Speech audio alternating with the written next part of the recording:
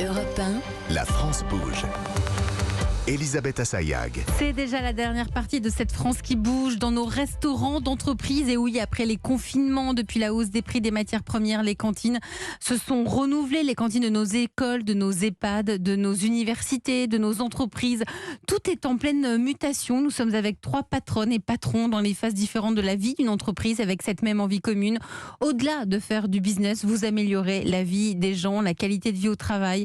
Bref, vous faites avancer le monde. Le patron du jour, c'est Damien Pénin, directeur général enseignement et santé d'Elior. La start-up du jour, c'est Diane Buisson, la co-dirigeante de Trayvisor, cette solution automatique d'encaissement pour la restauration collective. Et avec vous aussi, Nicolas Jeanne, fondateur de Bolk, le robot cuistot. En entreprise, dans la France bouge, on aime revenir sur l'histoire d'une entreprise française qui existe depuis longtemps, dont le nom nous dit peut-être tous quelque chose, mais qui fait la fierté de notre tissu économique aujourd'hui. C'est une très belle idée française. La France bouge, la saga du jour. Allez, gros plan sur les tickets restaurants. Ils sont utilisés par 5 millions de salariés en France. Le ticket resto fête ses 60 ans cette année. Alors ça, on n'aurait pas cru. On pensait que c'était il y a 20-30 ans, mais pas du tout. 60 ans, Charlotte Barrican. Cette invention, on la doit à Jacques Borel, un restaurateur parisien qui, en 1962, trouve une nouvelle façon d'attirer les clients à lui. C'est ça, son restaurant était à 2 pas des Champs-Élysées et sa clientèle était très touristique. Alors il veut quelque chose de plus local avec des salariés, puisque c'est un quartier de bureau. Alors il prospecte, il transforme des vieux rouleaux de tickets de cinéma en bons de réduction pour des repas dans son restaurant.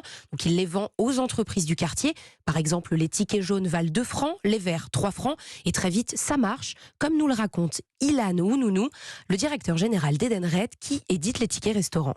Dès 1967, M. Borel a réussi à convaincre le gouvernement de faire du titre restaurant finalement ce qu'il est aujourd'hui, c'est-à-dire l'avantage préféré des Français, en convainquant les autorités publiques d'y associer une exonération de charges et d'impôts, et donc de transformer un outil finalement qui était commercial au départ en un outil qui est totalement social. Alors 220 000 restaurants en France, Elisabeth, acceptent le paiement par ticket restaurant.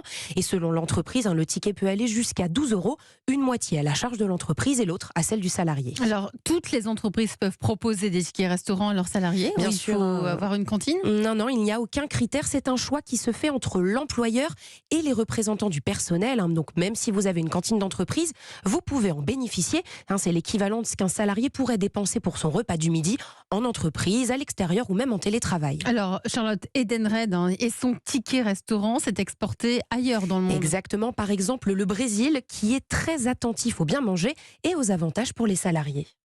Edenred est arrivé au Brésil avec cette idée qui était de proposer aux salariés brésiliens un dispositif qui s'appelle Ticket et qui permet aux salariés brésiliens d'accéder à une alimentation plus saine grâce au fait d'aller dans un restaurant alors qu'ils n'en avaient pas la possibilité. Alors la société Edenred et ses tickets restaurants sont présents dans 45 pays à travers le monde. Et depuis les années 2010, le ticket restaurant se digitalise avec une carte. Il est donc possible de payer depuis son smartphone dans un restaurant ou sur les plateformes de livraison.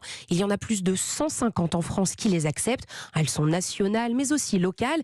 Et le ticket restaurant, c'est presque 6 milliards d'euros de chiffre d'affaires injectés dans le monde de la restauration. Donc le ticket restaurant d'Edenred ou d'autres acteurs, ça dynamise en quelque sorte le monde de la restauration, mais pas que. Oui, d'abord, cela donne la possibilité de mieux manger et surtout, c'est une façon de redonner du pouvoir d'achat aux 5 millions de salariés en France qui bénéficient des tickets restaurants. Lorsque vous êtes un salarié au SMIC, votre pause déjeuner vous coûte en moyenne 16% de votre salaire brut.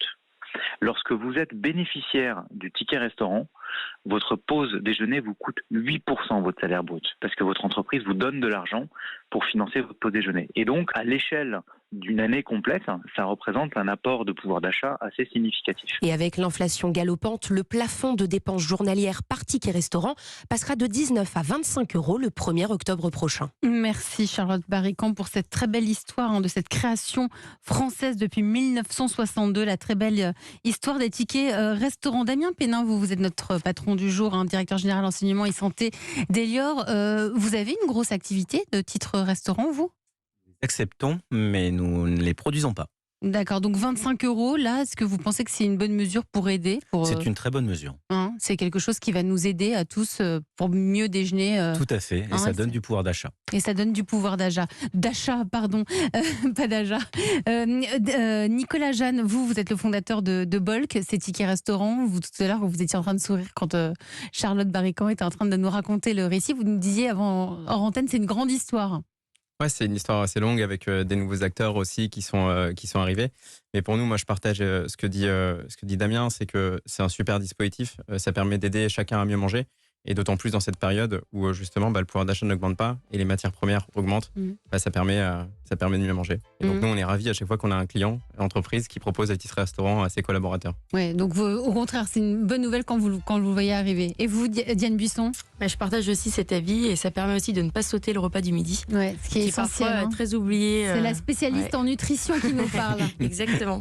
Donc prendre le temps de déjeuner et avec le ticket restaurant favorise aussi ce pouvoir-là. Et donc c'est terminé aussi cette pause déjeuner avec le sandwich derrière l'ordinateur. Ça aussi, on essaye de l'éradiquer là aujourd'hui. Exactement, prendre le temps de déjeuner, c'est important pour la digestion et aussi pour donc c'est s'asseoir avec un plateau, manger, mâcher et pas un sandwich à la va-vite. D'ailleurs, il y a moins de sandwichs proposés dans les cantines d'entreprise, Damien. Il y a de moins en moins de sandwichs et de plus en plus d'offres de snacking alternatives chaudes, effectivement, autour de street food. C'est-à-dire effectivement tout ce qui va être sushi, bagels, ce genre d'orientation.